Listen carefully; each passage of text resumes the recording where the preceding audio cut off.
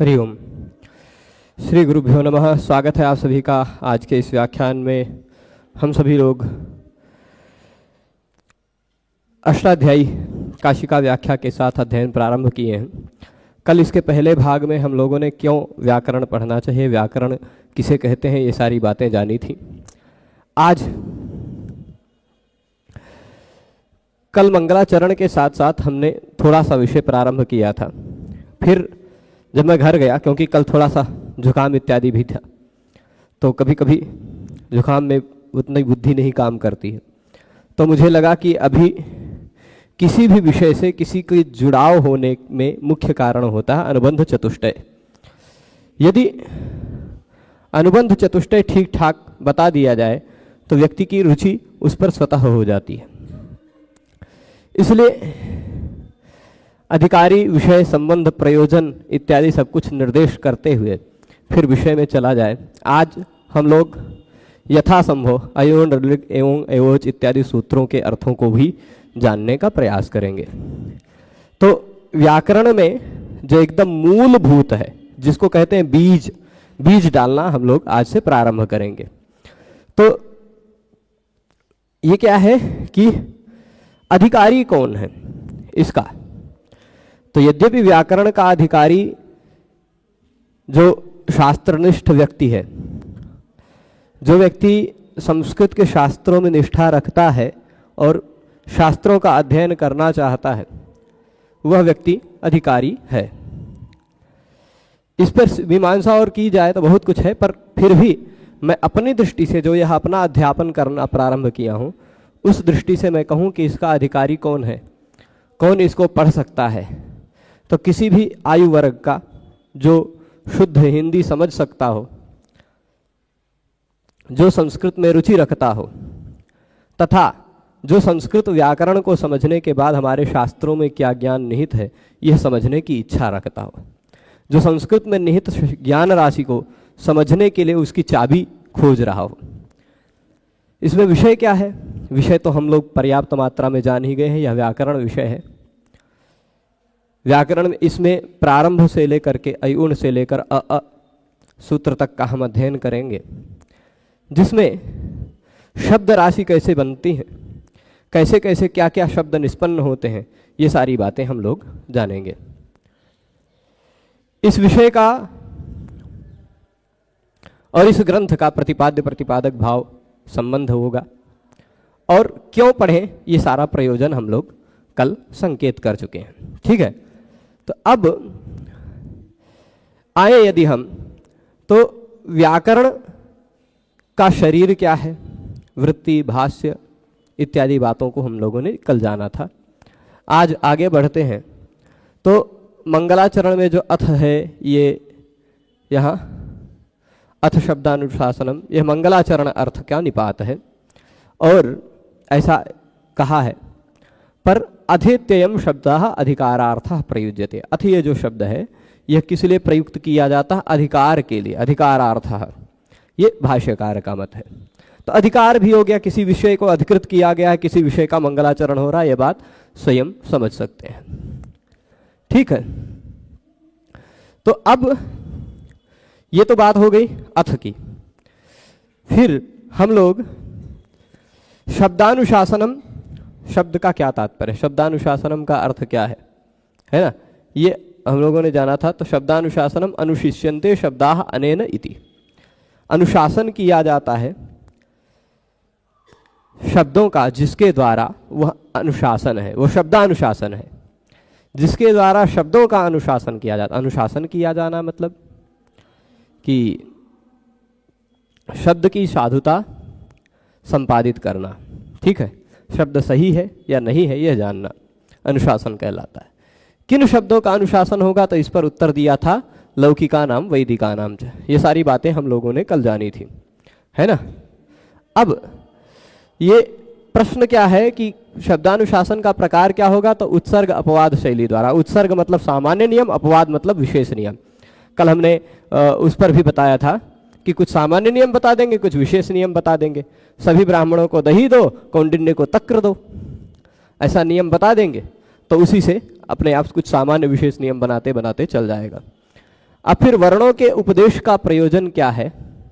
तो वर्णों के उपदेश का प्रयोजन है प्रत्याहार की सिद्धि, प्रत्याहार बनाना। प्रत्याहार क्या है? अल्प प्रयास में, कम शब्दों में, कम वर्णों में, कम से कम में अधिक से अधिक बातों को कह जाने का सामर्थ्य प्रत्याहारों में होता है। ठीक है, तो वो प्रत्याहार कैसे बनते हैं वो भी आज हम आप लोगों को बताएंगे, है ना। अल्प प्रयास द्वारा शास्त्र में प्रवृत्ति के लिए प्रत्याहार होते हैं। प्रत्याह्रियन्ते संक्षिप्यन्ते वर्णाः अस्मिन् इति प्रत्याहारः। शॉर्टकट में शॉर्ट नेम कह दिया जाता है, संक्षिप्त कर दिया जाता है जिसमें वर्णों को, वह प्रत्याहार कहा जाता है। जैसे अ इ उण ऋ ये दो सूत्र हैं, इन दोनों सूत्रों में कितने वर्ण हैं यह हम कहना चाहें तो सीधे गिनकर कह सकते हैं अ इ उ ऋ इतने वर्ण हैं, साफ साफ हम आसानी से कह सकते हैं। पर इसको संक्षिप्त में कहना चाहें तो हम कह सकते हैं अक, है ना। आ इ उ, या देखिए इसमें कितने वर्ण हैं? 3 हैं, अ इ उ। हम संक्षिप्त में इसको अण कह सकते हैं, अण कह दिए तो यह संक्षेपीकरण हो गया, वही संक्षेपीकरण कहलाता है प्रत्याहार।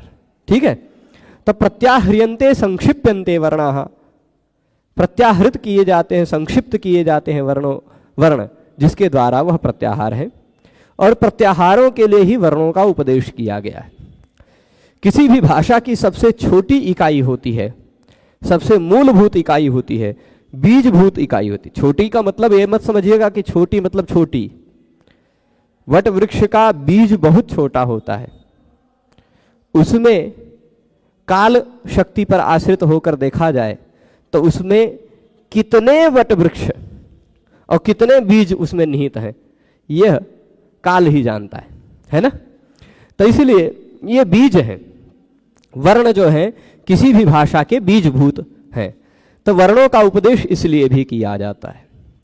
अब इन वर्णों में श्रद्धा कीजिएगा, यह जो आपको अ इ उण दिखाई पड़ रहा है ना, यह अ इ उण कोई सामान्य सूत्र नहीं है, यह एक मंत्र है, ऐसा कहें तो भी कम है। यह शब्द राशि, शब्द विज्ञान का बीज है। 3 छोटे छोटे बीज हैं, जिन 3 छोटे छोटे बीज पर बहुत विशालकाय वटवृक्ष हमें 3 बनाने हैं।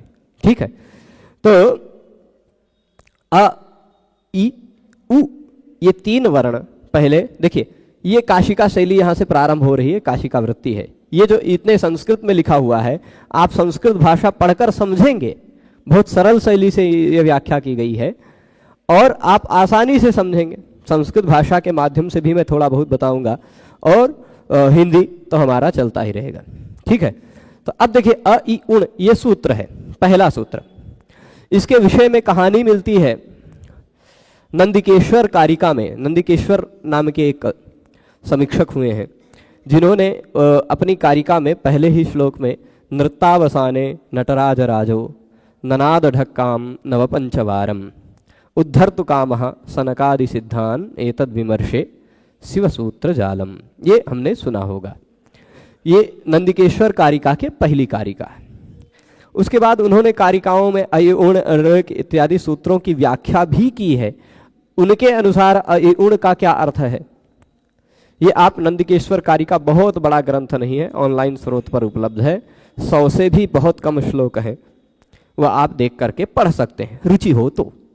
ठीक है, वेदांत परक उन्होंने भी व्याख्या की है, ब्रह्म से तादात्म्य दिखाते हुए इन सूत्रों की। कुछ संकेत मैं और जगहों का भी करूंगा। तो अब अ इ उण, अ इ उ ण, बहुत प्रश्न होंगे इसमें, इस सूत्र में। उन सभी प्रश्नों के समाधान की दृष्टि से हम लोग देखते जाएंगे। पहले तो देखिए इसकी वृत्ति में क्या लिखते हैं, अ इ उ इत्यनेन क्रमेण, अ इ उ इत्यनेन क्रमेण मतलब इसी क्रम से। पहले इ अ उ नहीं कहा, या उ अ इ नहीं कहा, या उ इ अ नहीं कहा, अ इ उ यह 3 क्रम से कहा। ठीक, इत्यनेन क्रमेण वर्णान उपदिश्य, वर्णों का उपदेश किया। ये वर्णों का उपदेश किया, ये 3 वर्ण हैं। इन 14 सूत्रों को हम लोग वर्ण समाम्नाय कहते हैं, अक्षर समाम्नाय कहते हैं। और भी बहुत कुछ कहते हैं। कल मैंने थोड़ा सा संकेत किया था कि इन 14 सूत्रों का भगवान राम पर कभी अर्थ लिया जाता है। अलग अलग संप्रदाय वाले अपने अपने संप्रदाय के आधार पर भी इन 14 सूत्रों का अर्थ लेते हैं। किस तरह से लेते हैं वो भी थोड़ा सा आपको उसका क्या कहते हैं निदर्शन दिखा दूंगा, जिसको ट्रेलर कह सकते हैं। ठीक है, थोड़ा सा दिखा दूंगा। मैं आज नई तरह से इसको थोड़ा सा और टाइप करके बढ़ाया हूं। और ये शुरुआत में ही बोल देता हूं, यह जो चल रहा है यह पीडीएफ भी, और इसके लिए मैं जो पुस्तक, बहुत सारे लोगों ने कल पूछा कि कौन सी पुस्तक लें, वह पुस्तक कौन सी होनी चाहिए, वो पुस्तक भी मैंने डिस्क्रिप्शन में उसकी लिंक दी है। वो पुस्तक पीडीएफ के प्रारूप में आप डाउनलोड कर सकते हैं, और यदि खरीदना चाहें तो उसी पुस्तक के पीडीएफ में ही कहाँ से वो प्रकाशित है वो दिख जाता है, मंगा सकते हैं। अमेजन पर भी वही लिख कर खोज लेंगे तो अमेजन पर भी वो पुस्तक मिल जाएगी और आप ले सकते हैं। तो ये तो पुस्तक की बात हो गई, पीडीएफ की भी बात हो गई। यह पीपीटी जो मैं यहाँ चला रहा हूँ, जो टंकण किया गया है, एक हमारे छात्र हैं शिवम जी के द्वारा, उन्होंने ये परिश्रम करके किया है। कुछ कुछ चीज़ें आज मैंने जोड़ी है इसमें, पर उनका बहुत अच्छा परिश्रम है। ये पीपीटी का भी पीडीएफ बना करके मैंने डिस्क्रिप्शन में उसका भी लिंक डाल दिया, वो भी डाउनलोड कर सकते हैं। प्रत्येक कक्षा में मिल जाएगी आपको, कक्षा के विवरण में। तो अब अ इ उ इत्यनेन क्रमेण, अ इ उ इत्यनेन क्रमेण, देखिए इत्यनेन मतलब इस क्रमेण, इति अनेन क्रमेण, ये देखिए 3 वर्ण दिखाया। इस क्रम से जो व्यक्ति यहां ध्यान देगा वो पूरा समझेगा, और इसी समझते समझते संस्कृत समझ का विकास भी हो जाएगा। वर्णान उपदिश्य, वर्णों का उपदेश कर रहे हैं। ये 3 वर्ण हैं ऐसा कहना चाह रहे हैं। आप कहेंगे 3 कहां हैं, तो 3.5 या 4 वर्ण हैं ना, अभी तो है ना, को काहे छोड़ रहे हो भाई? तो कह रहे हैं नहीं, ये 3 ही वर्णों का उपदेश करके णकारम इतम करोति, णकार एक इत संज्ञक वर्ण का भी यहां ग्रहण कर रहे हैं। 3 वर्ण ग्रहण करने के बाद ण का इत संज्ञा कर दिया। ण की इत संज्ञा क्यों कर दी? इतम णकारम करोति, यानी 3 इत संज्ञक णकार के अभी ग्रहण कर रहे हैं। अब इत क्या होता है? धातु हो, सूत्र हो, गण हो, उणादि हो, वाक्य हो, लिंगानुशासन हो। अच्छा, इसमें एक बात और भी कह रहा हूं कि समझते हुए कोई भी शब्द यदि आपको लगता है कि नहीं समझ रहा आया, मैं अपने तरफ से प्रयास करूंगा कि पूरा समझ में आए, लेकिन आप लोगों का भी यह कर्तव्य है कि हमें पूरा समझना है। मेरी तो यह इच्छा है कि मुझे पूरा समझाना है, पर आप में भी यह इच्छा उदित होनी चाहिए कि मुझे पूरा समझना है। तो एक भी वर्ण, एक भी शब्द को छोड़े न, सब पर ध्यान से सुने। जो न समझ में आए वह तुरंत पूछें। आप यदि 10 बार पूछेंगे तो मैं 11 बार बताऊंगा, ऐसी प्रतिबद्धता के साथ मैं बैठा हूं। ठीक है, तो आप पूछ सकेंगे, ये ध्यान रखिएगा। मैं नहीं समझ रहा हूं कि मैं किस तरह बता रहा हूं, आप लोगों को कितना समझ में आ रहा है। कुछ लोग इधर उधर देखेंगे तो नहीं समझ में आएगा, पर यदि यही ध्यान देकर देखेंगे, पूरा समझने का प्रयास करेंगे तो समझ में आएगा। अ इ उ इत्यनेन क्रमेण, अ इ उ इस क्रम से वर्णान उपदिश्य, वर्णों का उपदेश किया। इस क्रम को भी नहीं बदला जा सकता है, वो अभी आगे बताएंगे कारण। इत्यनेन क्रमेण, यही क्रम क्यों है? ठीक है, कई कारण हो सकते हैं क्रम का इसका, पर अ इ उ इत्यनेन क्रमेण वर्णान उपदिश्य, वर्णों का उपदेश किए। वर्णों का उपदेश करने के बाद अन्ते णकारम इतम करोति, णकार को इत संज्ञक कर रहे हैं। ठीक, इत संज्ञक णकार का भी ग्रहण कर रहे हैं। किस लिए? ण क्यों कहा? जब इस सूत्र में 3 वर्ण कहना था तो खाली अ इ उ कह देते, ण न कहते। क्यों कहा? प्रश्न उठ सकता है ना, क्योंकि हमको तो गिनना 3 वर्ण है। जब 3 ही वर्ण गिनना है तो ये चौथे का ग्रहण क्यों? तो कह रहे प्रत्याहारार्थम, प्रत्याहार बनाने के लिए। क्या होता है प्रत्याहार? मैंने इसी व्याख्यान में बता दिया है कि प्रत्याह्रियन्ते संक्षिप्यन्ते वर्णाः, जिसके द्वारा संक्षिप्त किया जाता है वर्णों को। यह केवल संक्षेपीकरण के लिए एक ण इत संज्ञक वर्ण को ग्रहण किया। ठीक है, ये बात समझ गए? णकारम इतम करोति, यहां पूरा ये पहला लाइन समझ गए होंगे। अ इ उ इत्यनेन क्रमेण, अ इ उ इस क्रम से वर्णान उपदिश्य, वर्णों का उपदेश किया। उपदेश करने के बाद, ये ले प्रत्ययांत शब्द है, उपदिश्य मतलब उपदेश करने के बाद, अंते उपदिश्य अंते, अका सवर्ण दीर्घा से दीर्घ हो गया, उपदिश्यांते उपदिश्य अंत णकारम इतम करोति, ण को इत संज्ञक के रूप में बता रहे हैं। किस लिए, क्या जरूरत है ण बताने की, तो बता रहे हैं प्रत्याहारार्थम, प्रत्याहार बनाने के लिए। कौन सा प्रत्याहार बना लेंगे, तो कह देंगे तस्य ग्रहणम भवति एकेन, उसका ग्रहण केवल एक ही प्रत्याहार से होता है। बनाना चाहे तो आप बना लेंगे, अण भी बन जाएगा, इण भी बन जाएगा, बनेगा ना, अण और इण बनेगा, लेकिन इण बनाना निरर्थक है। निरर्थक क्यों है, क्योंकि जितने हम इण कहेंगे, इण में किसका किसका ग्रहण हो पाएगा, ई और ऊ का। देखिए प्रत्याहार क्या होता है उसका मैं सिस्टम समझा देता हूं। 14 सूत्र जो हैं, ज्यादातर लोग यद्यपि जानते होंगे, पर फिर भी मैं एक बार बता देना मेरा कर्तव्य है कि जो इसमें से किसी भी वर्ण से शुरू कर दिया जाए और अंतिम जो हलंत वर्ण है वहां पर रोक कर दिया जाए, ऐसा जो दो वर्णों का समुदाय बन जाता अ ण, यह अपने बीच वाले सभी वर्णों का बोधक हो जाता है। अ ण कह दिया गया, अण बन गया। देखिए इसका हमने लिया अ, इधर न, अण बन गया, वह अण मतलब हो गया अ ई उ। अण का तात्पर्य क्या हो जाएगा, अ ई उ, तीनों का बोधक हो जाएगा। तो जैसे अण से अ ई उ ग्रहण हो सकता, वैसे इण से ई उ भी ग्रहण हो सकता होता, परंतु वह कहने की आवश्यकता नहीं है, क्योंकि इण कहने की अपेक्षा भगवान पाणिनि जी ने कई जगह यू कह दिया है। क्या कह दिया है, देखिए ई धन उ जोड़ देंगे तो ई के जगह पे हो जाता है य, उ जुड़ जाएगा तो हो जाएगा खाली यू। अब यू कहने से जो काम चल रहा है उसके जगह इण काहे कहने जाए, है ना, इसलिए अतिरिक्त गौरव नहीं करते हैं पाणिनि जी। जो कहने से बिना कहे तो जो बहुत आसानी से कार्य हो जाते हैं, वहां प्रत्याहार, प्रत्याहार संक्षेपीकरण के लिए है। जब हमें द्वि वर्णों को कहने के लिए दो वर्णों का प्रत्याहार बनाना पड़ जाए, 1.5 वर्ण का ही समझ लीजिए, तो भी कोई बहुत वो नहीं है, ठीक है। तो इसलिए ये जो हो जाएगा केवल एकेन, तस्य ग्रहणम केन भवति एकेन, एक ही प्रत्याहार बन पाता है इस ण से।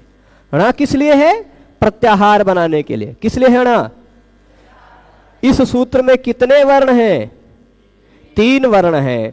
चौथा वर्ण जो दिखाई पड़ रहा है वह इत संज्ञक है।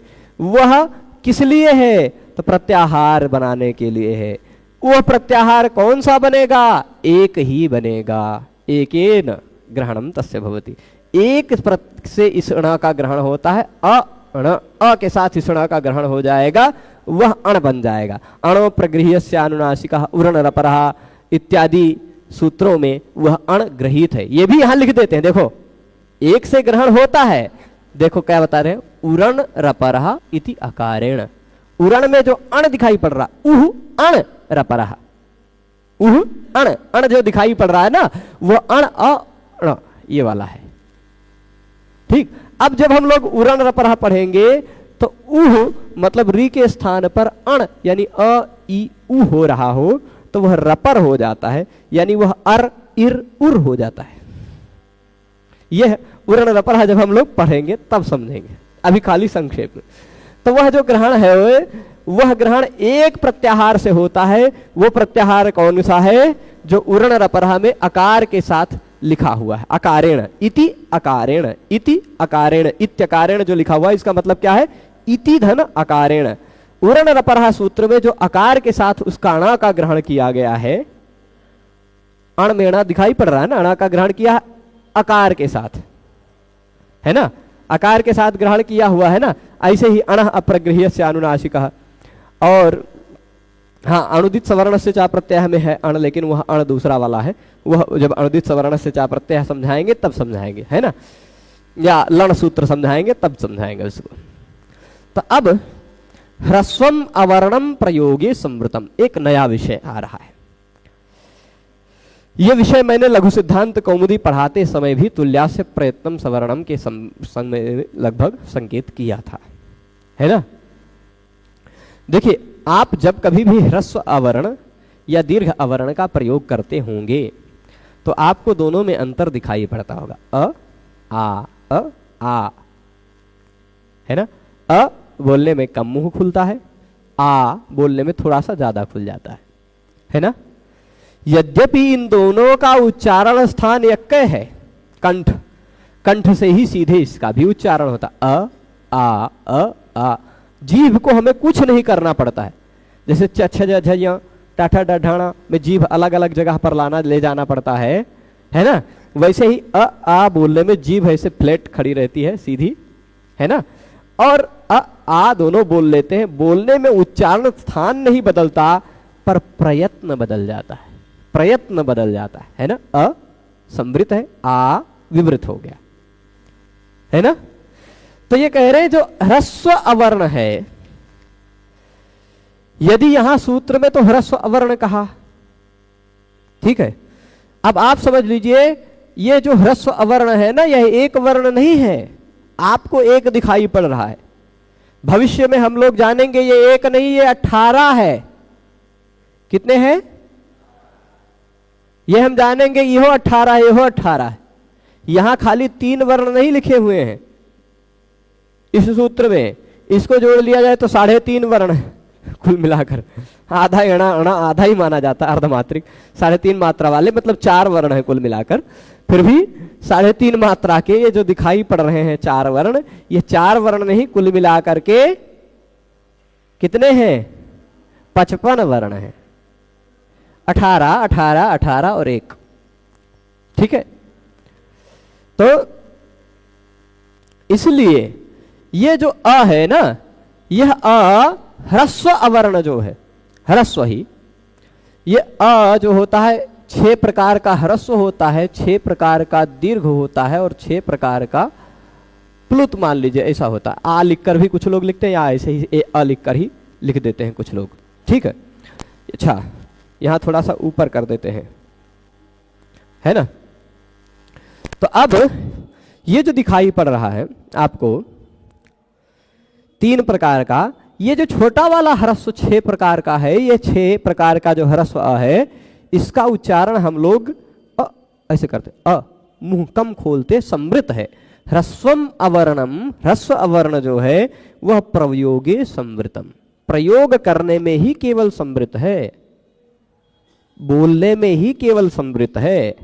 व्याकरण शास्त्र में आप लोग उसको विवृत ही समझिए, ठीक। अ आ में कोई अंतर नहीं है, खाली बोलने में अंतर है, हम लोगों के बोलने में अंतर है। तो कहेंगे यदि व्याकरण शास्त्र की दृष्टि से इनमें कोई अंतर नहीं है, व्याकरण शास्त्र में देखा जाए तो कोई अंतर नहीं है, तो फिर हम लोगों के बोलने में क्यों अंतर दिखाई पड़ता है अ आ में? ये प्रश्न उठ सकता है। तो कहते हैं नहीं, दीर्घ प्लुत जो है वो विवृत है, दीर्घ और प्लुत जो आ है ये दोनों, ये तो विवृत है, ये संवृत है। तो जो दोनों का अगर आभ्यंतर प्रयत्न अलग अलग हो गया, एक विवृत एक संवृत, कैसे कहेंगे कि दोनों एक ही जाति के हैं? कैसे कह पाएंगे बताइए? दोनों एक ही जाति के नहीं है ना, दोनों सवर्ण तो नहीं है ना, उच्चारण स्थान भले एक के है लेकिन प्रयत्न तो अलग अलग हो गया ना। हम लोग अष्टाध्यायी पढ़ते पढ़ते भी 3-4 दिन बाद भगवान ने चाहा तो हम लोग पहुंचेंगे तुल्यास्य प्रयत्नम सवर्णम 1-1-9 नंबर सूत्र में। वहां हम आपको समझाएंगे कि उच्चारण स्थान और आभ्यंतर प्रयत्न ये दोनों तुल्य होगा तभी सवर्ण होगा ना। तो अब उच्चारण स्थान इन सब का तुल्य है पर आभ्यंतर प्रयत्न तुल्य नहीं है, समान नहीं है, ये विसंवृत ये विवृत है ना। इसीलिए यहां बता रहे हैं ह्रस्वम अवर्णम प्रयोगे संवृतम। ये सारी शब्दावली खाली याद रखिएगा। संवृत मतलब भली भांति थोड़ा सा ढका हुआ, थोड़ा सा ढका हुआ। विवृत मतलब विवृत हो गया, विवरण हो गया, खुल गया, ज्यादा खुल गया, है ना। तो संवृत संवृत विवृत ऐसा होता है। अ आ अंतर आपको दिखाई पड़ेगा, है ना। तो ये जो है ये जो है प्रयोगे संवृतम दीर्घ प्लुतयोस्तु विवृतत्वम, दीर्घ और प्लुत का तो विवृतत्व है, ये दोनों तो विवृत हैं। तो कहेंगे तेषाम सावर्ण्य प्रसिद्ध्यर्थम अकारः इह शास्त्रे विवृतः। अब देखिए ये यहां तक तो हम समझ गए, ये दोनों विवृत हैं, बाद वाले दीर्घ और प्लुत वाले ये दोनों तो विवृत हैं, ये वाला संवृत है। कहां पर? प्रयोग में, केवल प्रयोग में बता रहे हैं, शास्त्र में नहीं। हम लोग बोल रहे हैं वो शास्त्र थोड़े ना है, प्रयोग है, वाक्य है। बोलने में हम लोगों के ये समृत है, परंतु इन तीनों को एक दूसरे का सवर्ण बनाने के लिए, ये तीनों एक दूसरे के सवर्ण हैं ऐसा सिद्ध करने के लिए हमको तेषाम सावर्ण्य, सावर्ण्य मतलब सवर्णता, सवर्णता, एक ही जाति के हैं, एक ही वर्ण, एक ही समान वर्ण है ये तीनों, ऐसा प्रसिद्ध करने के लिए, प्रसिद्धि अर्थम, प्रसिद्ध्यर्थम, प्रसिद्धि के लिए, ऐसा प्रसिद्ध करने के लिए कि ये तीनों एक दूसरे के सवर्ण हैं, इसलिए अकारः इह शास्त्रे, इस सूत्र में, इह शास्त्र में जो यह आकार कहा गया है वह आकार विवृतः, विवृत है, ऐसी प्रतिज्ञा की जाती है।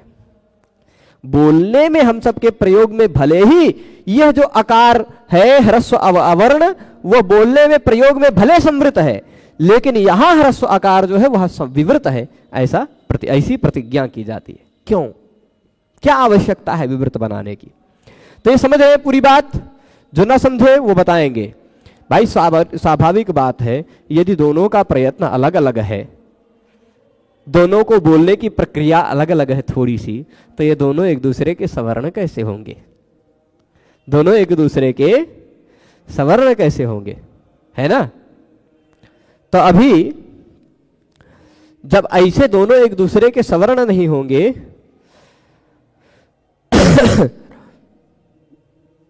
तो क्या होगा? समस्या आएगी। समस्या क्या आएगी? कई जगह जैसे मैं बता रहा हूं, ये है विद्या अर्थी,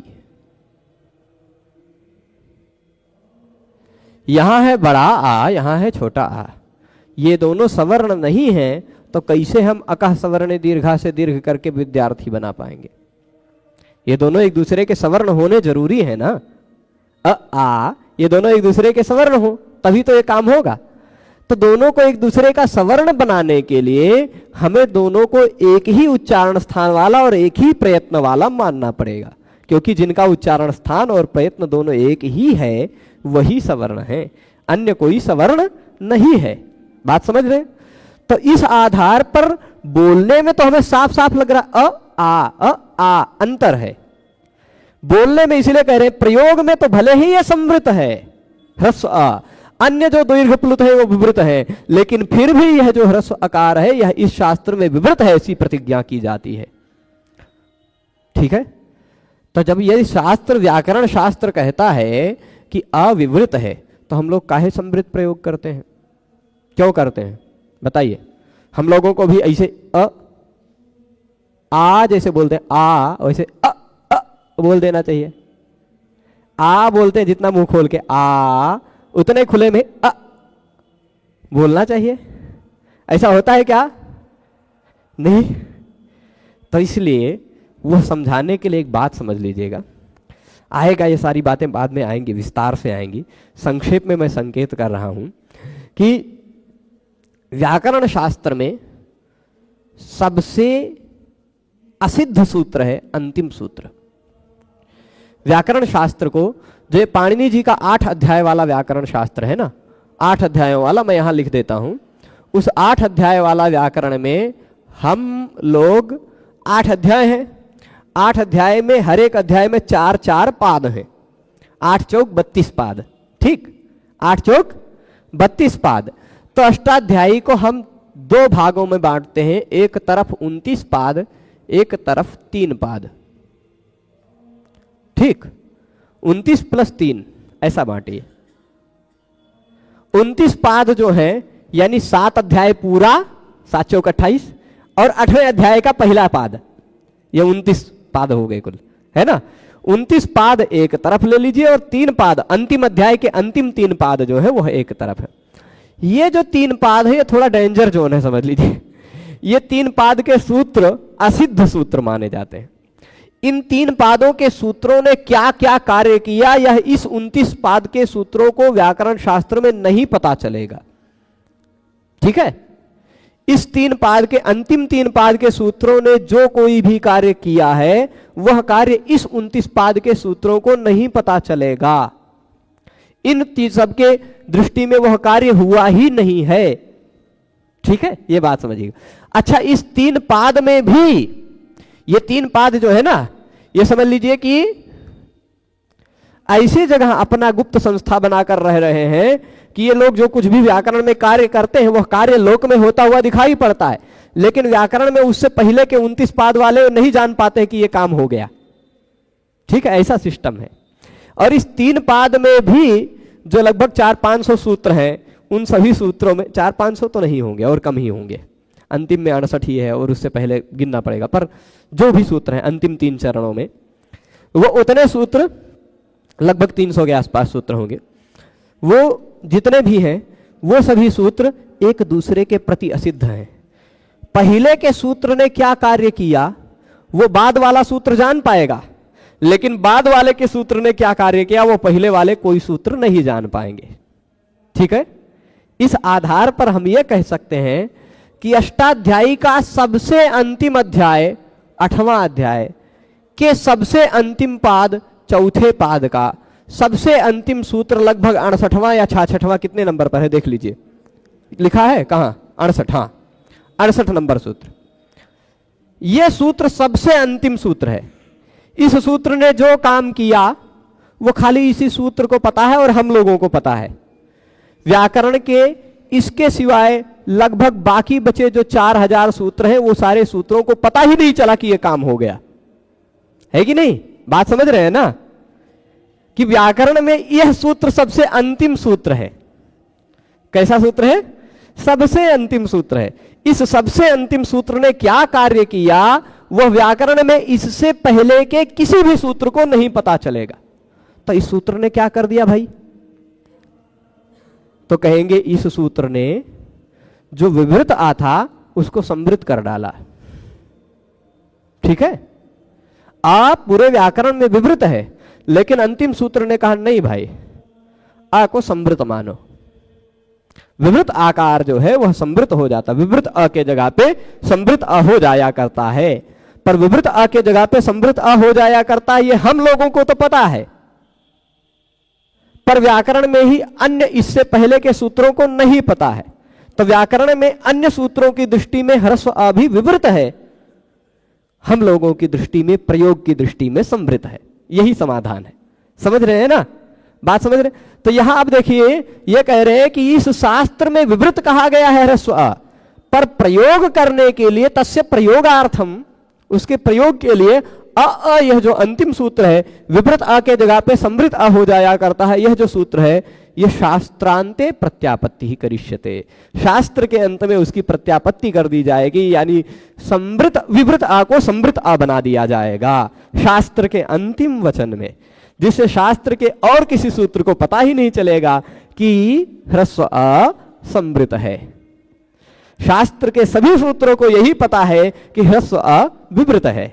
जब ह्रस्व अ विवृत है, बाकी दोनों अ भी विवृत है, तो सभी एक दूसरे के सवर्ण है व्याकरण शास्त्र की दृष्टि से। और हम लोगों के प्रयोग की दृष्टि इस सूत्र पर निर्भर करती है। बात समझ गए होंगे, है ना। तो इति शास्त्रांते प्रत्यापत्ति करिष्यते।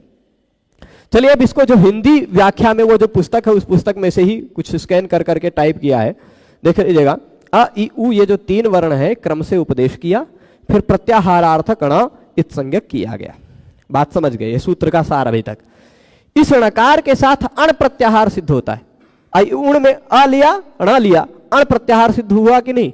अ से ण तक अण प्रत्याहार सिद्ध हुआ, जिसका ग्रहण उरण रपरः सूत्र, अणो प्रगृह्यस्य अनुनासिका और भी कई सूत्रों में उस अण का ग्रहण है। ठीक है, तो प्रयोग की दशा में यदि देखा जाए तो ह्रस्व आ जो है वह समृत है, परंतु दीर्घ व प्लुत आकार विवृत प्रयत्न वाला होता है।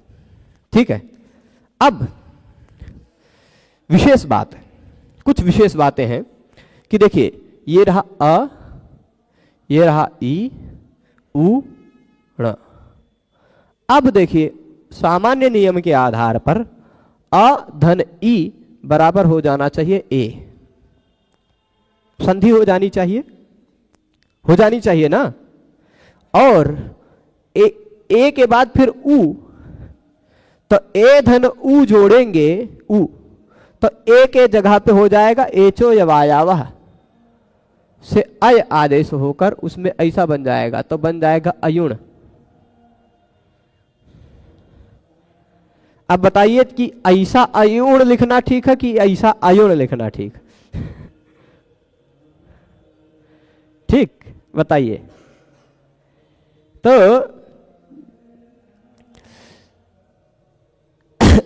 ऐसा बनना चाहिए, संधि हो जानी चाहिए, काहे संधि नहीं हुई? तो कहते हैं संधि का अभाव कई कारणों से है। एक कारण संदेह न रहे। यदि अयुण होता तो आपको कैसे पता चलता कि यहाँ अ ई उ ण है? पता चल पाता? सीधी बात, सामान्य सी बात। यदि हम संधि करके लिखे होते, इस अ ई को मान लीजिए ए बना लिए होते, फिर एचो या वायावा से अय आदेश करके अयुण लिखे होते, या ए उण करके और कुछ दूसरा बनाए होते ना, तो यदि संधि करके लिखे होते तो क्या आपको पता चल पाता कि यहां पर 3 वर्ण हैं? कौन कौन से हैं? आप तब गिनते आ या उ, ई नहीं गिनते, य गिनते। गिनते कि नहीं? तो इसलिए संधि कार्य, समता कार्य का अभाव क्यों है? निम्न कारण हो सकते हैं। देखिए, आ जो है यह एक निपात है। आ क्या है? अजरूप निपात, एक अजरूप निपात। इसी अष्टाध्यायी को पढ़ते पढ़ते हमें एक 14 नंबर या 13 नंबर पर सूत्र आएगा, 14 नंबर ही होगा। निपात एका जनांग ये लिखा हुआ है, इसको देख लीजिएगा, ये हलंत होना चाहिए। निपात एका जनांग, एक स्वर वर्ण वाला जो निपात है आंग से भिन्न वह प्रगृह्य है। एक स्वर वर्ण, ये देखिए, ये भी एक ही स्वर है, ये भी एक ही स्वर है, ये भी एक ही स्वर है। ये तीनों हम मान लेंगे कि ये तीनों निपात हैं। ये तीनों निपात हैं। देखिए, कई तरह से बोल सकते हैं। क्या क्या बोल सकते हैं? एक तो कह देंगे कि संदेह न रह जाए कि यहां कितने वर्ण हैं, कौन कौन से हैं, इस कारण संधि नहीं, शुद्ध रूप में लिखा, शुद्ध रूप में यथावत बताया। दूसरा ये बताना चाह रहे हैं कि यह बीज है, ये बीज, इसमें आपस में संधि नहीं होगी। तीसरा ये कह सकते हैं कि संदेह न हो, पहला कारण। दूसरा कारण कह देंगे छंदोवत सूत्राणी भवन्ति, छांदस होने के कारण। तीसरा कारण कह सकते हैं कि ये निपात होने के कारण। निपात है, निपात जो होते हैं वह एक स्वर वर्ण वाला, एकाच अनांग, आंग से भिन्न। आंग एक उपसर्ग होता है, आंग, आग क्षति इत्यादि में जो आ दिखाई पड़ता वह आंग है। आंग से भिन्न कोई एक स्वर वर्ण वाला निपात हो वो प्रगृह्य कहलाता है। और प्रगृह्य संज्ञा जब हो जाएगी उसकी, तो प्लुत प्रगृह्या अचि नित्यम एक संधि का सूत्र है। प्रगृह्य के बाद कोई भी स्वर हो तो संधि कार्य नहीं होता। यह प्रगृह्य हो गया, इसके बाद कोई स्वर हो तो संधि कार्य नहीं होगा। यह प्रगृह्य हो गया, इसके बाद तो कोई स्वर है ही नहीं है, तो संधि करने की जरूरत है नहीं। पर प्रगृह्य संज्ञा इन तीनों की हो सकती है, इस कारण से यहां संधि कार्य नहीं होगी। ये बात हो जाएगी, कोई दिक्कत नहीं ना। अब प्रकृति भाव हो जाना मतलब जैसा है वैसे का वैसा रह जाएगा, इसमें कोई संधि कार्य करने की आवश्यकता नहीं।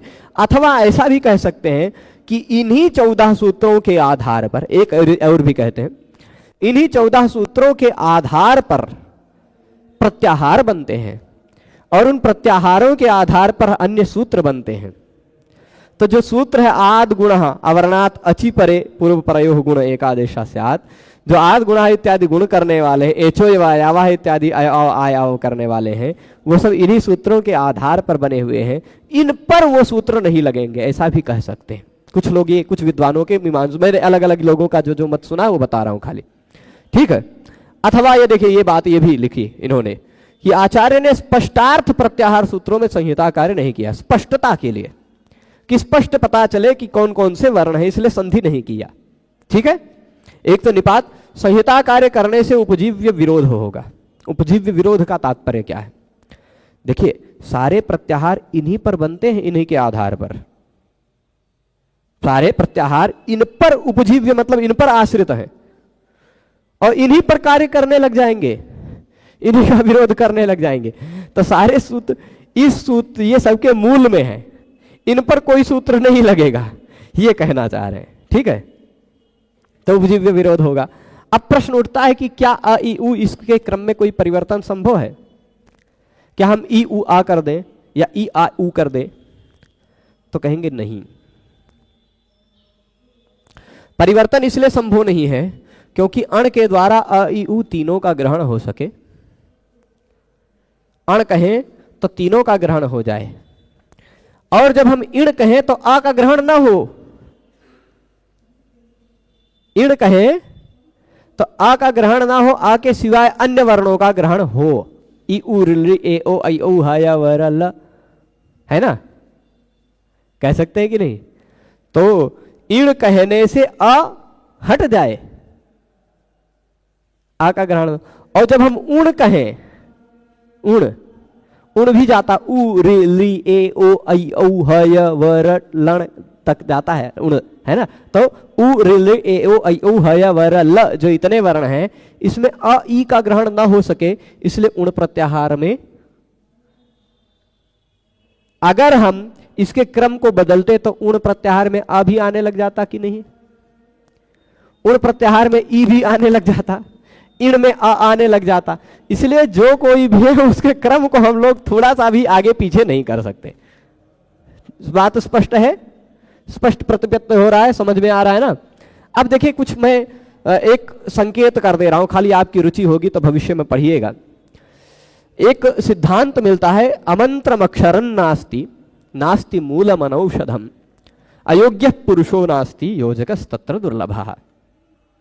ये बात ध्यान रखिएगा, आप सबके जीवन में उतारने वाली बात है कि संसार में कोई भी ऐसा अक्षर नहीं है जो मंत्र न हो। प्रत्येक अक्षर मंत्र है। तो अ भी एक मंत्र है, ई भी एक मंत्र है, उ भी एक मंत्र है। पर यह मंत्र है तो यह फल क्यों नहीं देता है? क्योंकि कौन से मंत्र का किस जगह, किस विधि से, किस पद्धति से प्रयोग कर रहा है, यह प्रयोजक जल्दी नहीं मिल पाता। तो कोई भी ऐसा अक्षर नहीं है जो मंत्र ना हो, कोई भी ऐसा अक्षर नहीं है जिसका कोई अर्थ ना हो। ठीक है? तो नास्ति मूलम अनौषधम, ऐसी कोई जड़ नहीं है जो कोई औषध ना हो। बस खाली यही बात है कि कौन सी जड़ को किसके साथ मिला करके, किस पद्धति से लेने पर किस औषधि के रूप में इसका प्रयोग हो सकता है, किस रोग का निवारण कर सकता है, ये योजक व्यक्ति नहीं मिल पाता है ना? अन्यथा कोई ऐसी जड़ नहीं है जो औषधि ना हो, कोई ऐसा वर्ण नहीं है जो मंत्र ना हो, कोई ऐसा व्यक्ति नहीं है जो योग्य ना हो। अयोग्य पुरुषो नास्ति, सभी योग्य हैं, सब में कोई ना कोई विशेष योग्यता, आप सब में, बस योजक व्यक्ति नहीं मिल पाता। उस व्यक्ति को कहां, किस रास्ते पर ले जाकर के बहुत योग्य बनाया जा सकता है, सर्वश्रेष्ठ बनाया जा सकता है, वो व्यक्ति नहीं मिल पाता। वही व्यक्ति मिल जाए, बाकी दवाइयां पड़ी, जड़े पड़े सड़ जाती हैं, दवाई नहीं बन पाती, प्रयोग नहीं हो पाता। वैसे ही योग्य लोग पड़े पड़े अलग अलग जगहों पर अपने कर्मकांड में, मंदिरों में, पूजा पाठ में, उसी में पड़े पड़े बेकार रह जाते हैं। तो ये बातें ध्यान रखनी है कि सभी वर्ण मंत्र हैं और एकाक्षर नाम माला एक ग्रंथ है।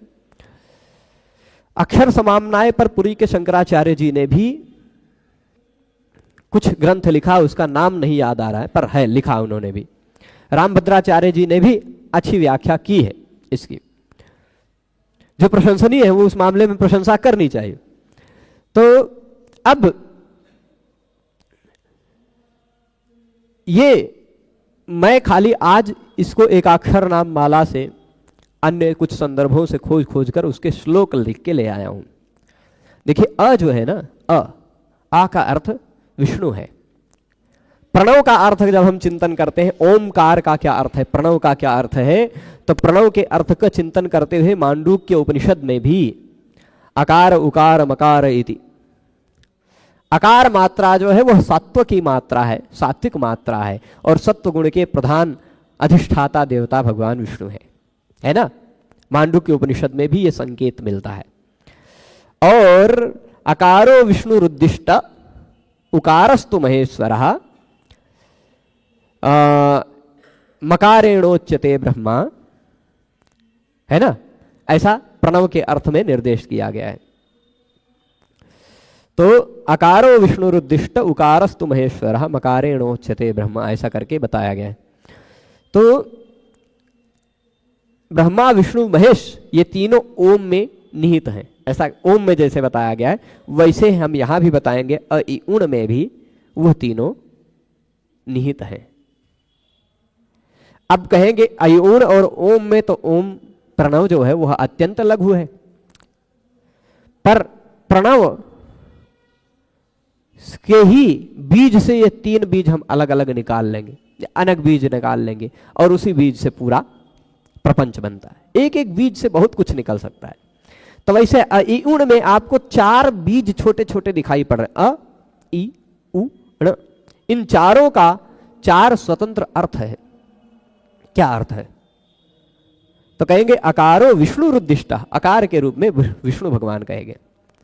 हमारे संप्रदाय में वेदांत देशिक स्वामी हुए हैं, उन्होंने अ शब्द से भगवान विष्णु को बताते हुए अ शब्द की 7 विभक्तियों का प्रयोग करते हुए एक अनुष्टुप छंद में श्लोक लिखा है, भगवान विष्णु की पादुका की स्तुति करते हुए पादुका सहस्रम नाम के ग्रंथ में। याम अश्रयति यान धत्ते या एन आय आच्चया यास्य मानाय यैवान्या सा मामवतु पादुका। वहां कहा है याम अह श्रयति, जिसको अ यानी विष्णु भगवान जिस पर आश्रित रहते हैं, या अम धत्ते, या मतलब जो पादुका अम विष्णु भगवान को धारण करती है, या एन याति जो विष्णु भगवान के साथ जाती है। विष्णु भगवान के लिए जो है, विष्णु भगवान के कारण जो पहचानी जाती है, जो विष्णु भगवान के भार का वहन करने के लिए है, जिसमें वो भगवान निहित रहते हैं, ऐसी सा माम अवतु पादुका, वो पादुका मेरी रक्षा करे। भगवान की पादुका का आश्रय लेते हुए उन्होंने वो श्लोक लिखा। तो अ शब्द से विष्णु भगवान उनके रूप में अ का वर्णन उन्होंने भी किया है। ठीक है, तो अकारो विष्णु रुद्दिष्ट, आकार का अर्थ विष्णु भगवान है। केवल विष्णु भगवान ही नहीं है, राम भी। देखिए अत सातत्य गमने एक धातु है, अतति साततम गच्छतीति अह, ऐसा अत सातत्य गमने धातु से ड प्रत्यय लगा करके बनाया जा सकता अ। अथवा अवरक्षणे अवति रक्षति, अवधातु पालन इत्यादि अर्थ में भी है, जो रक्षण करते हैं, पालन करते हैं समग्र संसार का, जो सतत गतिशील रहते हैं, ऐसे अ भगवान विष्णु है। ठीक है, और भी अन्य धातुओं से ड प्रत्यय लगा करके अ बनाया जा सकता है। तो अनेक अर्थ हो सकते हैं। कुछ अर्थ संक्षिप्त में अह कृष्ण शंकरो ब्रह्मा शक्रः सोमो नीलो नलः सूर्य प्राणो यमः कालो वसंतः प्रणवः सुखी। अ के इतने सारे अर्थ, ये खाली मैं व्याकरण में खाली संक्षेप में संकेत कर रहा हूं, इसको इतने विस्तार में मैं नहीं जाऊंगा। रिलेट इत्यादि में खाली ऐसे बता दे रहा हूं। ये एकाक्षर नाम माला नाम का ग्रंथ है, एक एक अक्षर के कितने कितने अर्थ हो सकते हैं कुछ संकेत किया है उस ग्रंथ में, सभी वर्णों के अर्थ को। तो अ का अर्थ क्या है? कृष्ण भगवान भी आ के अर्थ है, शंकर भगवान भी आ के अर्थ है, ब्रह्मा भी, शक्र यानी इंद्र भी, सोम देवता चंद्र, अनिल यानी अनिल और अनल दोनों हैं, पवन देव और अग्नि देवता दोनों हैं, फिर सूर्य, प्राण, यम, काल, वसंत, प्रणव, प्रणव यानी ओंकार भी अ में निहित है ना, और सुखी व्यक्ति भी अ। ठीक है, तो इतने सारे अर्थ अ के कहे जा सकते हैं। अब इसमें किसी के साथ आप भाव ले लेकर के अलग अलग संप्रदाय वाले यहां ले लेंगे रामानुज भगवान श्री कृष्ण, राम यानी बलराम, उनके अनुज श्री कृष्ण, रामानुज भगवान है, अ से भगवान श्री कृष्ण है।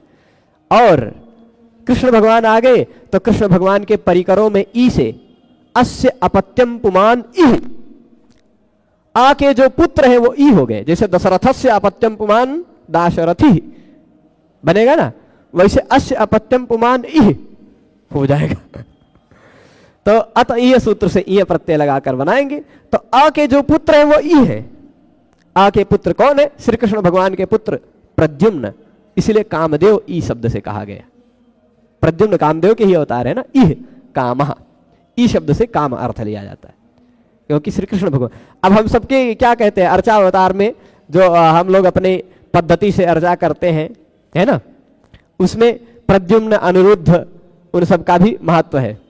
तो वो प्रद्युम्न जी भी आ जाएंगे यहाँ इह शब्द से।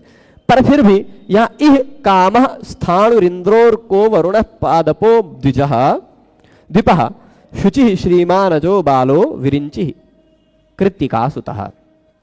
इह ई शब्द का अर्थ कामदेव भी है, स्थाणु यानी शिव जी भी है, इंद्र इह है ना, शिव जी भी है, इंद्र सूर्य वरुण वृक्ष और हाथी, दीप यानी हाथी, पवित्र धनवान या श्रीमान शोभावान, अज ब्रह्मा जी, बाल बालक, विरिंची, यहाँ भी अज अज शब्द का अजन्मा भी ई से कहा जा सकता, जिसका कोई जन्म ना हुआ हो। यहाँ विरिंची यानी ब्रह्मा जी यहाँ आएंगे। कृत्तिका सुतः कार्तिकेय, इतने सारे ई के अर्थ हैं। उ का अर्थ उकारस्तु महेश्वरः, ये भी मिलता है प्रणव के अर्थ में। और उर गौरी पति रुह कालः, उ गौरीपति है यानी शिव जी, उ काल भी है, उ सेतु भी है, नाथ भी है, परायण यानी जिस हम सबके आश्रय हो सकते हैं, नारद भी उ शब्द से कहे गए हैं। सूर्य भगवान सब में है भी, आ में भी निहित है, ई में भी निहित है, उ में भी निहित है, सब में है ना सूर्य भगवान। अनिल, पाशी यानी वरुण देवता, ये भी है सब जगह। मार्कंडेय और रावण, उसे रावण भी आ जाएगा। ठीक है, अब यहां भाववश ऐसे अर्थ लिया जा सकता है कि राम भगवान ने ई का तात्पर्य क्या हो जाएगा कि ये हाँ उ ऐसे कह दीजिए रावण का ना से नाश किया राम जी ने रावण का नाश किया। ई से और कुछ जो भाव में, भाव जगत में जितना जाना हो आप इन परस्पर जोड़ जोड़ करके ले जाइए, पूरा ये कहानी बनाइए इसमें। ठीक है, खाली संकेत कुछ हमने कर दिया है, जितना आप इसमें और विस्तार में जाना चाहें वो इन सबसे आपस में संबंध करके जा सकते हैं। ठीक है, अण का अर्थ होता है अण प्रकटे निष्फले चैव प्रस्तुते ज्ञान बंधयो, अण प्रकट अर्थ में। अब ब्रह्मा विष्णु महेश ये तीनों प्रकट स्वरूप में अयुण में, तीनों हो गए प्रकट यानी हो गया अयुण। अच्छा, ये सब जो 14 माहेश्वर सूत्र हैं मैं बता रहा हूं, ये मंत्र के रूप में है। यदि आपकी श्रद्धा हो तो किसी को भयंकर विषम ज्वर हो, कैसा भी हो ज्वर, इनको मंत्र के रूप में आप माहेश्वर सूत्रों को शुद्ध बोलते हुए श्रद्धा पूर्वक उससे अभिमंत्रित करके पिला दें, उसका ज्वर इत्यादि समाप्त हो जाता है। ये भी है, ये मंत्र की शक्ति होती है। ठीक है, तो ये सब एक प्रकार के प्रकट अर्थ में, निष्फल अर्थ में, प्रस्तुत अर्थ में, ज्ञान अर्थ में, बंधन अर्थ में, इन सब में भी इसका प्रयोग होता है। तो ऐसे और भी आप जाना चाहें तो इसके और गहराई में जा सकते हैं। हम लोग आते हैं ऋलिक सूत्र पर। ऋलिक सूत्र भी देखिए वही पद्धति व्याख्या। देखिए पहले क्या कहा था, अ इ उ इत्येतान वर्णान ऐसा कहा था, वहां रि लृ इत्येतौ वर्णौ उपदिश्य, है ना। शब्दावली भी एकदम सेम मिलती जुलती जाएगी। देखिए यहां अयुण शब्द की जहां व्याख्या कहेंगे वहां अ इ उ इत्यनेन क्रमेण वर्णान उपदिश्य, इस क्रम से वर्णों का उपदेश किया। अब यहां कह रहे हैं यहां वर्णौ उपदिश्य, क्या कह रहे हैं, इ उ इत्येतौ वर्णौ उपदिश्य, ये दो वर्णों का उपदेश किया। और पूर्वान, ये दो पूर्व वर्ण में है। और अंते ककारम इतम करोति, अंत में क्या किया इन्होंने, ककार को इत संज्ञक किया। पूर्वांश रि लृ इत्येतौ वर्णौ उपदिश्य, ये दोनों वर्णों का उपदेश किया। और फिर पूर्वांश और पूर्व का भी उपदेश किया गया। अ इ उ का तो उपदेश हो ही गया ना, तो अ इ उ ण भी हो गया, रि लृ ये भी हो गए। ये वर्णों का उपदेश करने के बाद ककारम इतम करोति, ककार को इत संज्ञक बनाया। ऋलिक में क ही इत संज्ञक है ना, अंतिम दो वर्ण हो गए, एक क इत हो गया। ठीक है, तो अब तक हमने 5 वर्ण पढ़ लिए हैं, अ इ उ रे लृ, और 2 इत संज्ञक वर्ण पढ़ लिए हैं, ण और क। तो ककारम इतम करोति किस लिए, प्रत्याहारार्थम, वही बात उत्तर आ रही ना, वही शैली है, शैली पूरी अनुकृत होती जाएगी। इसलिए हम लोग जब पहले अध्याय के शुरुआती 15-20 सूत्र पढ़ लेंगे तब फिर स्पीड बढ़ेगी, इसमें समय नहीं लगेगा।